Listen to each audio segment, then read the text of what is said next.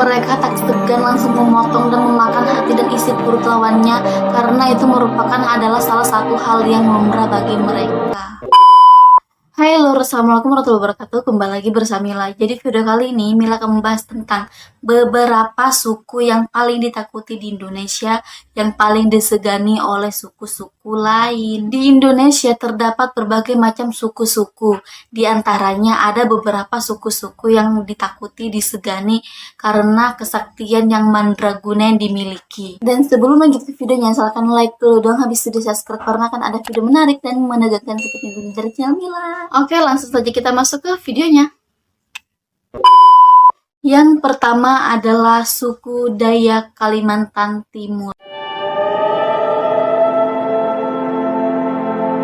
Suku Dayak terdapat beberapa macam, ada Dayak Punan, Dayak Iban, Dayak Ngaju, dan Dayak Murut, dan ada beberapa suku-suku Dayak lainnya. Dan suku Dayak yang akan Mila bahas kali ini adalah Dayak Punan yang berasal dari Kalimantan Timur. Suku Dayak Punan merupakan salah satu suku yang paling ditakuti di Kalimantan Timur, karena memiliki kesaktian yang mandraguna yang sangat ditakuti. Dan suku Dayak Punan juga memiliki kekuatan fisik yang sangat luar biasa.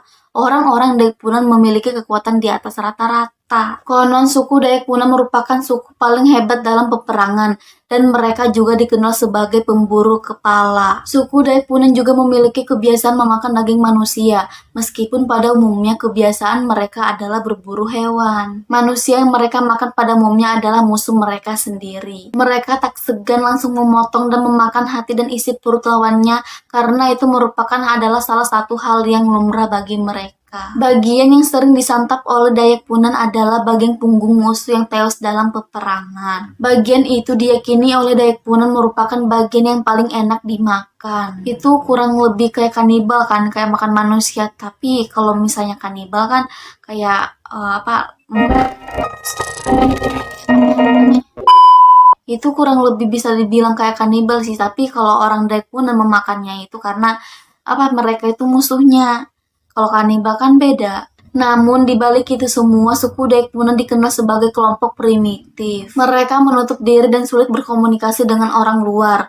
Mereka kebanyakan tinggal di sebuah hutan sebagai penjaga Kalimantan rimba. Mereka kebanyakan tinggal di goa-goa jauh dari pedalaman yang sulit dijangkau oleh manusia. Hal itu merupakan pantangan dari turun-temurun leluhur mereka yang tidak berani untuk dilanggar. Sementara itu, seperti yang diceritakan oleh seorang vlogger yang bernama Pria Husada, yang mengaku pernah mengunjungi Kalimantan pada tahun 2006. Dia mengaku dia pernah bertemu dengan sosok wanita yang sangat cantik di pedalaman hutan. Gadis itu bermata biru dan memiliki kulit yang sangat bersih, dan kemudian dia diberitahu oleh penduduk sekitar bahwa kemungkinan gadis itu adalah keturunan Dayak Punan. Suku Dayak Punan bisa dikatakan sebagai kelompok yang sangat pemalu dan sulit memperlihatkan diri ke dunia luar. Salah satu hal yang membuat suku Dayak paling disegani adalah sosok penting yang biasa disebut dengan Panglima Burung. Sosok Panglima Burung ini begitu dihormati dan dipuja oleh orang Dayak. Dia dianggap sebagai pahlawan yang akan menyelesaikan masalah orang-orang Dayak. Konon ketika Panglima Burung muncul, dipastikan hal sebesar apapun akan cepat terselesaikan. Panglima Burung dikenal sebagai orang yang baik, ramah, dan sangat menghargai alam. Panglima Burung juga disebut orang yang sangat kalem, sabar, dan tidak suka dengan kerusakan. Tapi semua sifat baik itu bisa berubah kalau kondisinya sudah berbeda. Ketika Panglima Burung dipanggil karena adanya ancaman yang menyangkut dengan orang Dayak, maka sosok Panglima Burung ini akan berubah bengis dan ia akan sangat kejam dan membunuh musuh-musuhnya. Yang kedua adalah suku Baduy Banten. Suku-suku Baduy terkenal dengan mantra-mantra saktinya. Dengan mantra yang mereka miliki dan kemudian dibaca ketika hendak melakukan sesuatu, seperti berburu hewan atau hal apapun sangat mudah dilakukan. Lebah di atas pohon atau hewan lainnya akan sangat mudah ditangkap. Dengan berkomat kamit dan menyapukan tangan mereka ke arah sarang yang berkerumunan ribuan lebah, dalam hitungan detik ketika mereka sudah selesai membaca mantra itu, kemudian, dan lebah-lebah pun berterbangan menjauhi sarangnya, Dan dengan itulah orang-orang Baduy mampu memetik sarang lebah dengan sangat mudah. Apabila ada seseorang yang meminta mantra mereka tidak akan langsung memberikannya, karena itu merupakan aturan dari adat istiadat mereka, yang tidak boleh membocorkan mantra-mantra apapun kepada orang lain di luar Baduy. Mantra itu pun juga tidak mudah pula dikuasai oleh mereka sekalipun, sebab belajar mantra itu harus menggunakan ritual tertentu seperti dengan ayam putih, kain putih, dan air putih. Mantra-mantra itu pemberian dari tetua adat yang berilmu yang sakti mandraguna. Tetua adat ini tidak bisa ditemui oleh orang luar,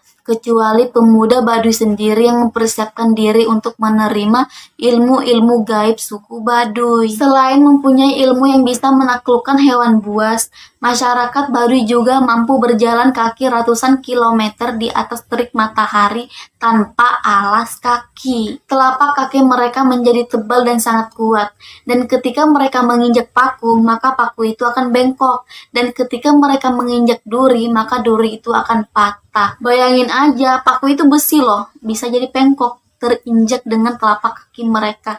Saking kuatnya. Dan apabila mereka ke Jakarta dengan jarak yang sangat jauh dengan berjalan kaki, dan apabila mereka ngantuk, mereka akan tidur di saung-saung atau di bawah pohon yang rindang. Mereka dilarang tidur di masjid atau di musola, karena itu merupakan larangan dari tetua adat mereka, karena mereka tidak beragama Islam. Mungkin kekuatan mantra yang mereka gunakan sehingga ketika mereka berjalan kaki menuju ke Jakarta dengan jarak yang sangat jauh, meskipun mereka tidak mandi dan tidak memakai wewangian, keringat mereka tidak bau. Kalaupun mereka hendak mandi, mereka bebas menggunakan air apa saja, baik air di sungai maupun air di danau. Kalaupun mereka mandi dengan air kotor sekalipun, maka tubuh mereka tidak akan gatal. Dan mereka meminum air yang belum dimasak pun mereka tidak sakit perut.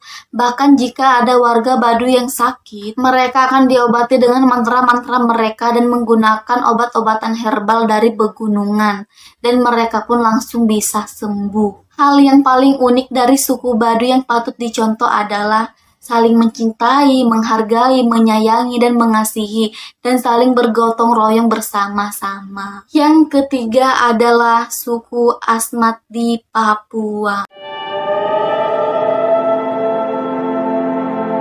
Konon pada zaman dahulu ada salah seorang dewa yang bernama Fumeripiti yang turun ke bumi. Ia menjelajahi bumi dan memulai petualangannya dari ufuk barat matahari terbenam. Dalam petualangannya, sang dewa harus berhadapan dengan buaya raksasa dan mengalahkannya. Walaupun menang, sang dewa terluka parah dan terdampar di sebuah tepian sungai. Dengan kesakitan, sang dewa berusaha bertahan hingga akhirnya dia bertemu dengan seekor burung flamingo yang berhati mulia dan merawat sang dewa hingga pulih dari lukanya. Setelah sembuh dari lukanya, sang dewa tinggal di wilayah tersebut dan membuat sebuah rumah dan disertai dengan dua patung yang diukir dengan sangat indah. Ia juga membuat sebuah genderang yang sangat nyaring bunyinya yang mengiringinya menari tanpa henti. Gerakan sang dewa sangat dahsyat sehingga membuat dua patung tersebut menjadi hidup. Tak lama kemudian, patung tersebut bergerak dan menari mengikuti sang dewa. Kedua patung tersebut adalah pasangan manusia pertama yang menjadi nenek moyang suku Asmat. Suku Asmat merupakan suku yang terbesar di Papua. Mitos ini membuat suku Asmat masih mempercayai bahwa mereka adalah titisan dewa hingga kini. Karena suku Asmat memang memiliki kebudayaan yang sangat dihormati, suku ini juga terkenal hingga ke mancanegara, sehingga tidak asing lagi jika ada penelitian-penelitian yang berkunjung ke kampung Asmat ini. Suku Asmat sendiri terbagi menjadi dua,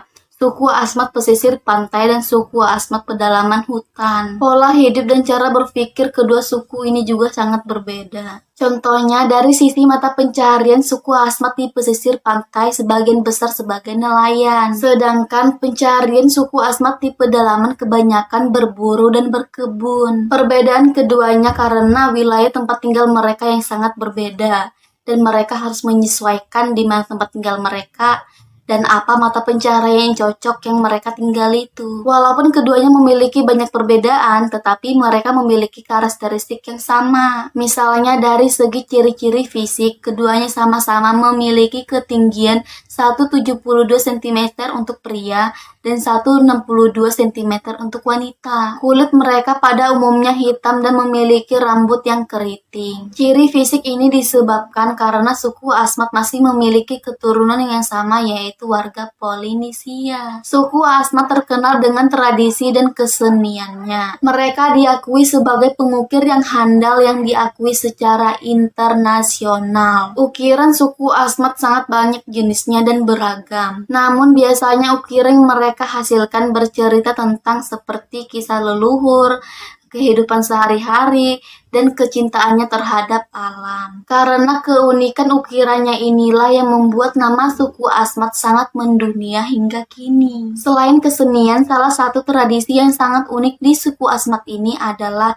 rumah bujang atau biasa disebut dengan jew. Rumah ini adalah bagian penting dari kehidupan suku Asmat yang sangat tidak bisa terpisahkan.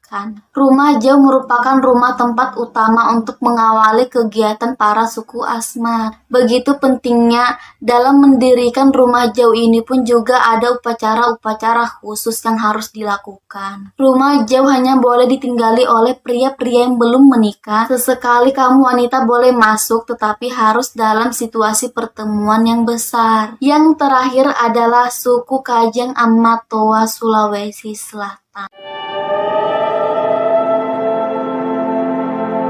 Sebagian orang mungkin belum terlalu populer dengan nama suku ini dibandingkan dengan suku-suku pedalaman lainnya yang ada di Indonesia. Suku Ama Kajang Toa ini sendiri berada di wilayah Bulukumba, Sulawesi Selatan, di mana suku Kajang ini terkenal mempunyai guna-guna atau santet yang sangat terkenal mengerikan yang bernama Doti. Mila sering nih mendengar mengenai Doti atau guna-guna santet ini. Karena di suku Mila sendiri, suku Mandar, kan Mila campuran Mandar sama Bugis nih. Mila sering tuh mendengar orang-orang yang menggunakan guna-guna untuk memikat seorang wanita, atau menggunakan guna-guna untuk menyakiti seseorang karena dia memiliki dendam kepada orang tersebut. Dengan cara, yaitu dia menyakiti menggunakan doti atau guna-guna ini, agar orang itu merasa kesakitan hingga dia meninggal dunia. Jadi kita ini tidak bisa kayak meremehkan dengan doti ini karena itu bisa merenggut nyawa. Jadi misalnya nih, jika ada seseorang yang merebut pacarnya, nah jadi dia ini kayak merasa marah karena pacarnya direbutkan.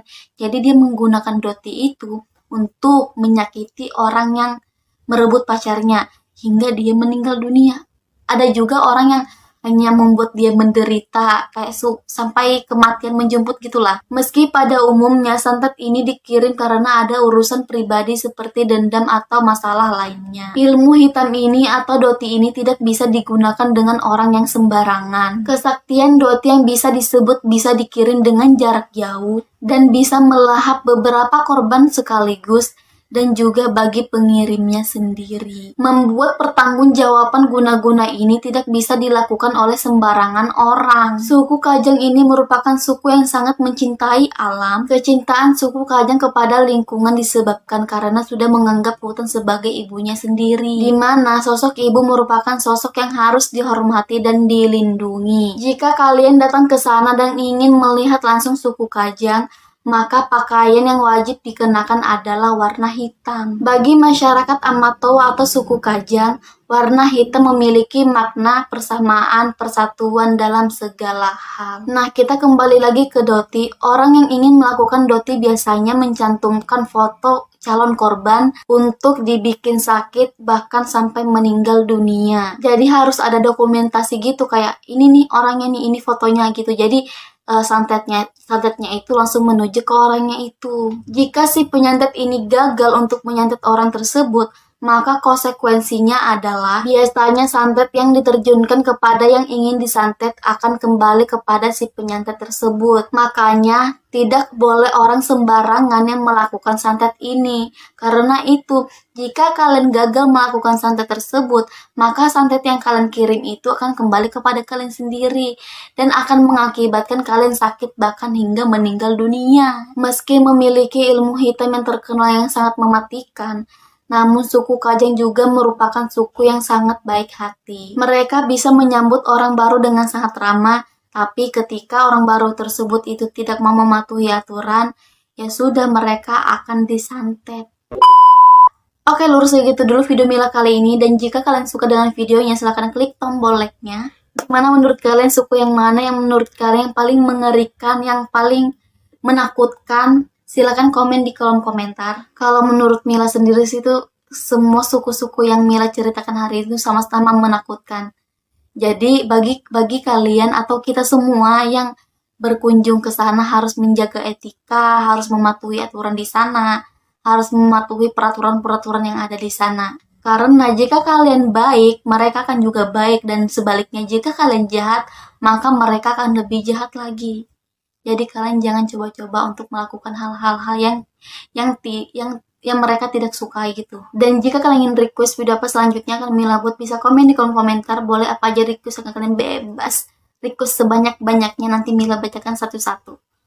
Dan jangan lupa like, comment, share, and subscribe channel ini agar channel ini bisa berkembang dan Mila bisa menyajikan video yang lebih bagus lagi, yang lebih baik lagi, dan Mila bisa tambah semangat lagi buat videonya untuk kalian semua yang kalian suka. See you next video, bye-bye!